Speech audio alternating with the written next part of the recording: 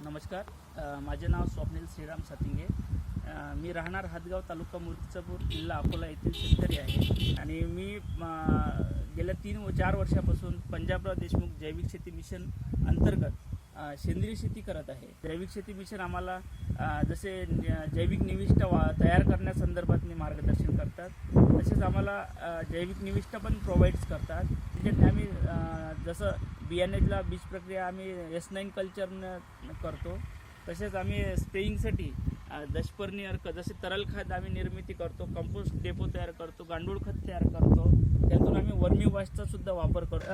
आता हे जे हरभरा आहे, ह्या हरभऱ्यातने आम्ही पूर्णतः जैविक पद्धतीनं लागवड केलेली आहे. जैविक निविष्ठा ह्या हरभऱ्यावर वापरलेल्या आहे. याच्यातने आम्ही स्टार्टिंगला ज्यावेळेस आम्ही शेत तयार केलं, त्याच्यानंतर पावसाळ्याच्या आधी, पेरणीच्या आधी आम्ही याच्यातनी 1 टन एका एकराला आम्ही गांडूळ खत आणि कंपोस्ट खत मिक्स करून आम्ही ह्या पिकाला दिलेलं आहे. तसंच पेरत्या वेळेस आम्ही सीड ट्रीटमेंट केलेली आहे.